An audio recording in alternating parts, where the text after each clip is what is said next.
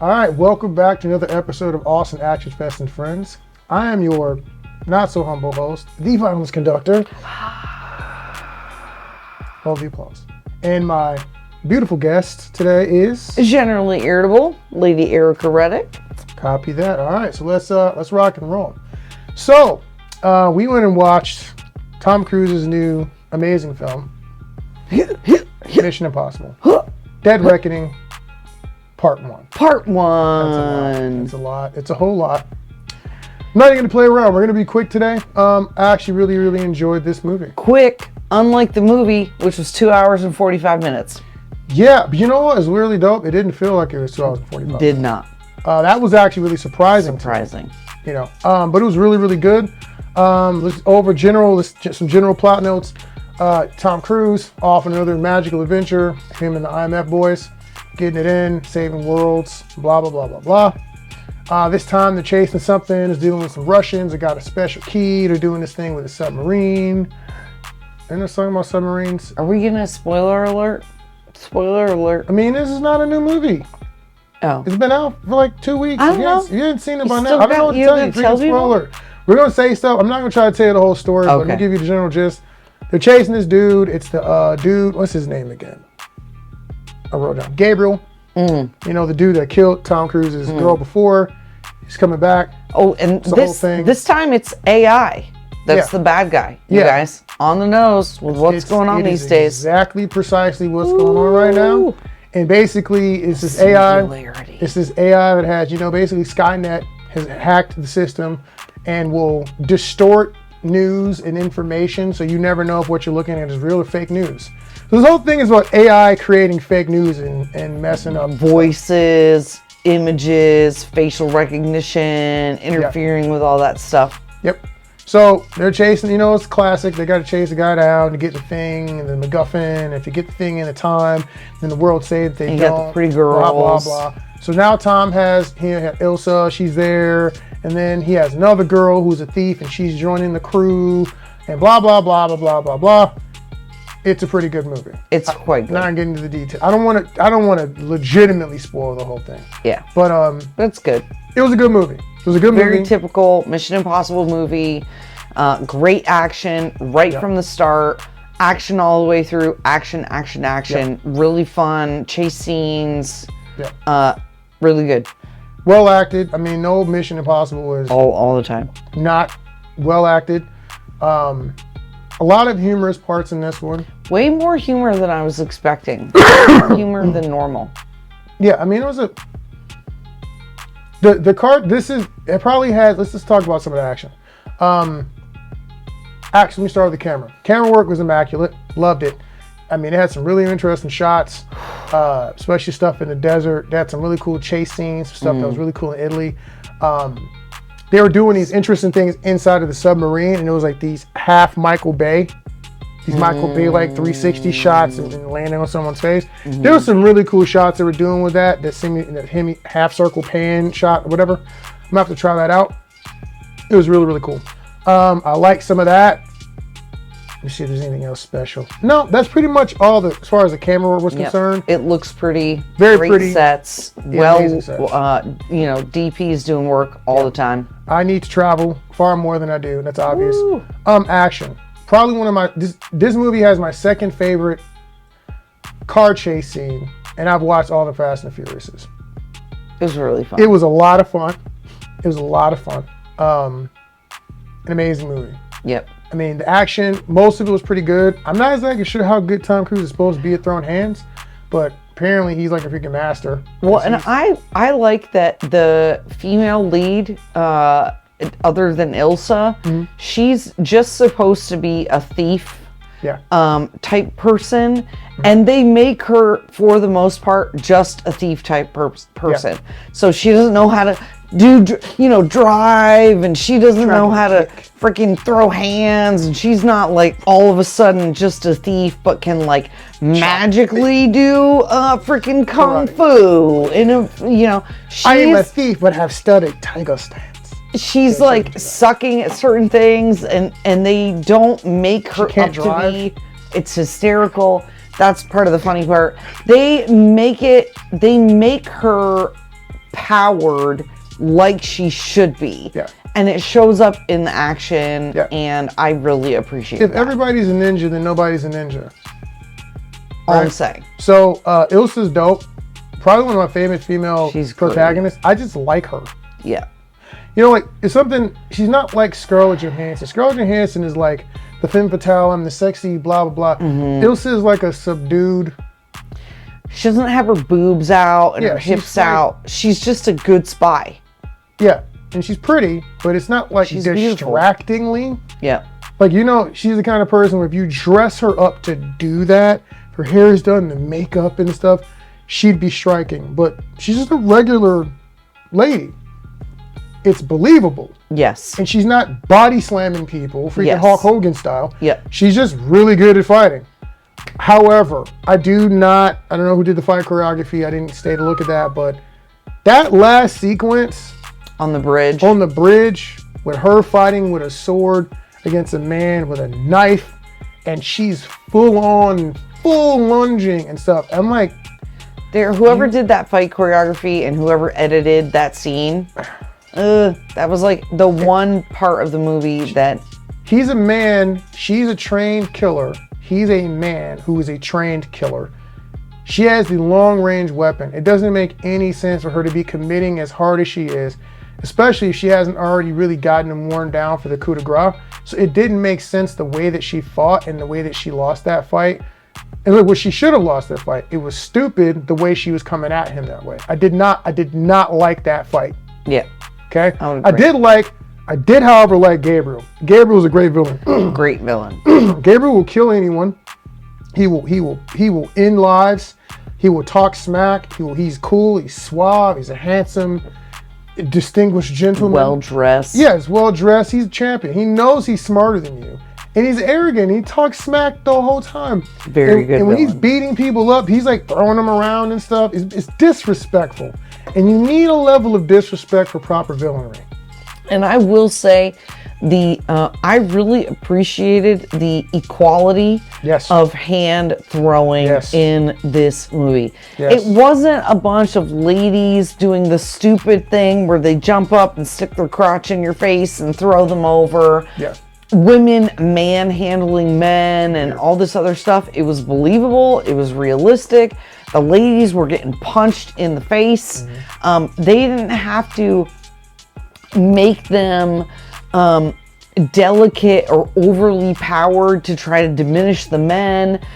They were getting hands thrown on them. They were getting heads smashed into the walls. It was equality at its best. Yeah. If you're gonna be a heroine, you got to go through harrowing things. Just That saying. includes taking a beating from the villains or heroes, either side. Right? And Mantis was a great villain too, Mantis by the was way. really good. She was a freaking psychopath. I don't remember what her character name is, but it's the actress who plays Mantis. I don't know what her name is either. Palm Clantoff. Anyway, Mantis. She's a dope villain in this movie. Again, very believable and really fun. Palm Clementif. Something like that. I have no idea. She's French. I don't know. Oh, she's actually for Stop real? being French and we'll be able to pronounce her names correctly. But she was really good. She was a freaking psychopath in a schoolgirl outfit. I loved it. Super dope. She was murderous. A true villain. Great faces. Yeah, she was wild. So she was a really good villain. I think there was a train sequence that reminded me of like Time Crisis where the ship's falling and you have to like climb your way up while you're shooting things. That was a lot of fun. There was a lot of energy there. Tom Cruise's interaction with his team, that was all very funny. Yep. Watching how they interacted with one another. Yep. It was a really It was cool a really movie. good movie. It was a really good movie. It was a really cool little movie. The only thing I'm mad about when he was fighting Gabriel, there's a scenario where he can't kill Gabriel. And I was like, all right, well, he killed your people. I'll at least stab him a little bit. Give him a little Stab him in the, something to he remember talks him by. too much, man. Knock a tooth out. You know, give him a little something, make him ugly. Right in the muscle of the jawbone. Like, you talk too much, man. Ooh, You get in something. I know that sounds really brutal. The dude deserves to die in this movie 3 or 4 times At over. least. You gotta punish him. You know, this is why I like Batman. Batman won't kill you, but he'll put you in a full body cast. Because you deserve it.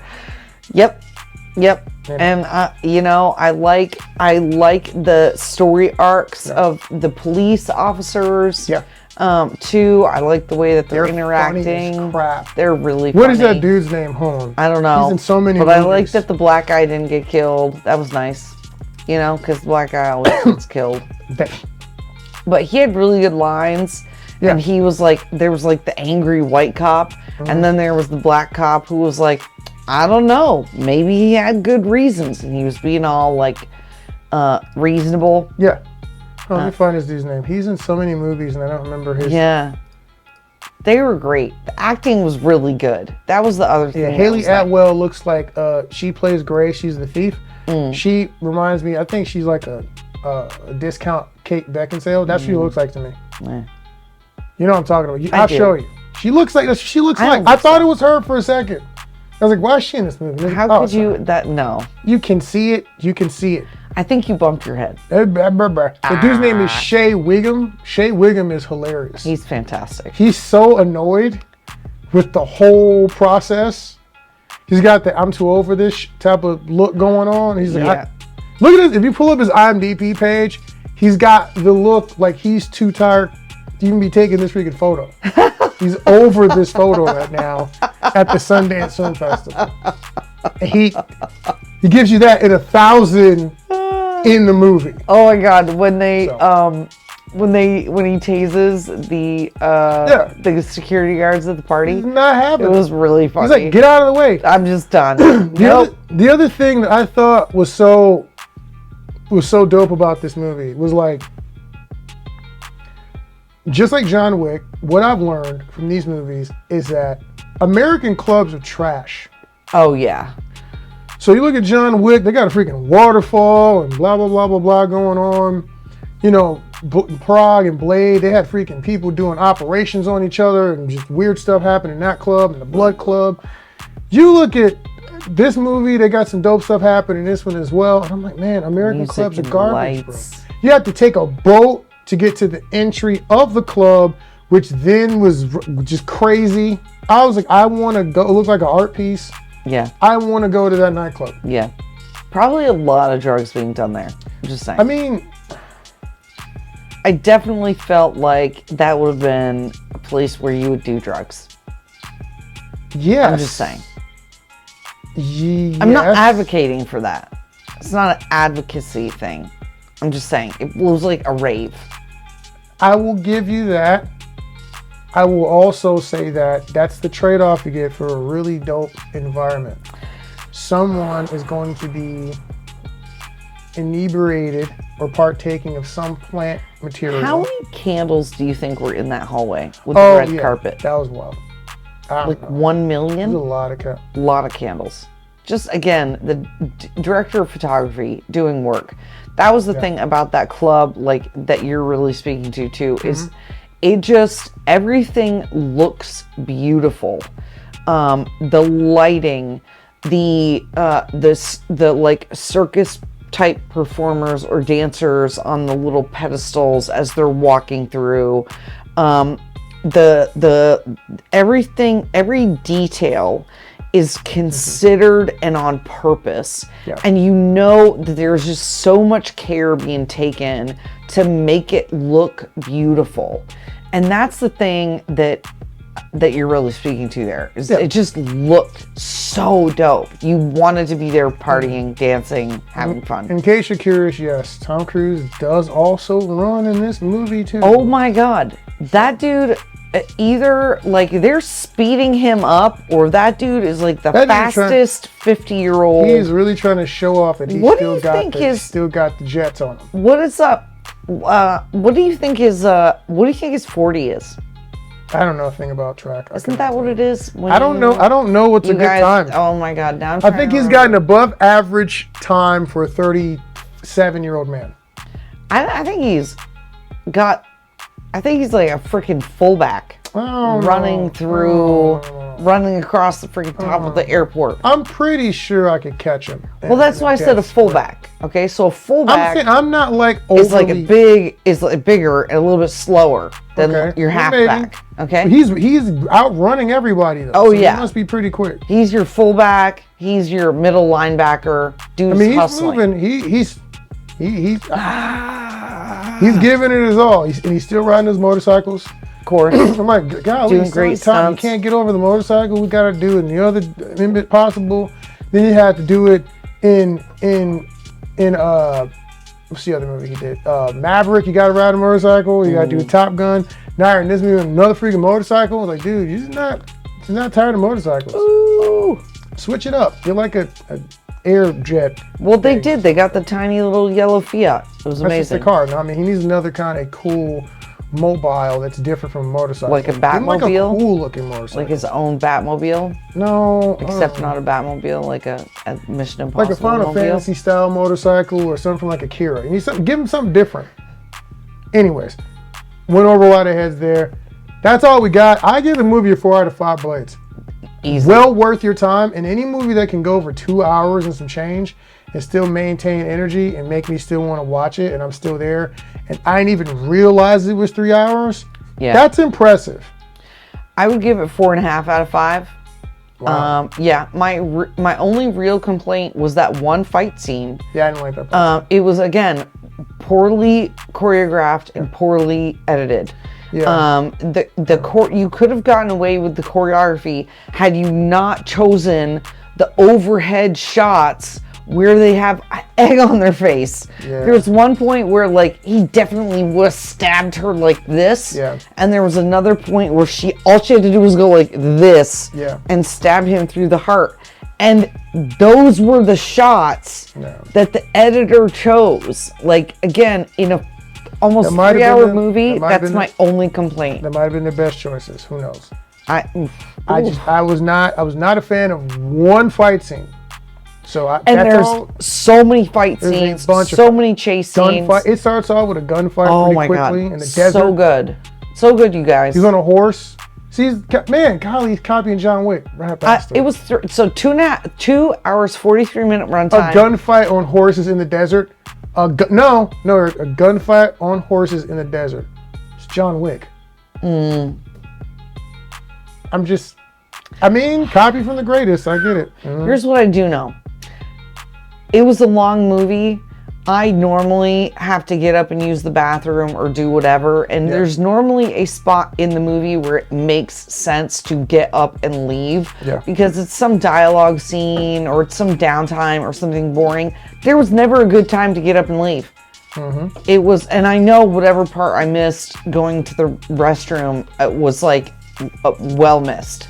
So anyway, I loved this movie. 4.5 out of 5 blades. 4.5 out of 5. Really enjoyed it. Yeah. Go see it. You should definitely go see it if you get in a the chance. Theater. It will not hit the same if you watch this movie outside of the theater. I'm telling you, go to the big screen, get the boom booms. It's worth it. Yeah, and so on that note, I think that's pretty much all we got for you. We say special thanks to our sponsor. You see me sipping here today, Meridian Hive, sponsor of the Austin Action Fest 2023. Buzz. Hard honey. You got to drink it with the pinky up like that, as you can see. So you'll be seeing more of them. We do our movie reviews. Like to have something good to sip on, relax myself as I have these conversations. If you want to be a sponsor, you want to get involved with the fest for 2024, let me know. Reach out to contact@austinactionfest.com. We are still taking on sponsors for products and or cash sponsors to help us fund our event. These podcasts are just something to entertain you guys. We'll be doing interviews with other filmmakers, people who are involved in the industry in some way, shape, form, or fashion to help educate our film watchers, our film fan who take a look at what we're doing here. If you want to get on the show, got something fun to talk about, let me know. If you have some cool project coming up you want to promote, we're here to do that as well. Shoot us a link, maybe we'll put it on the page. We'll see what's up. Again, Ben Redic, aka The Violence Conductor. Ericka Redic, generally irritable. Yeah, on Austin Action Fest and Friends, the podcast, and we'll see you soon.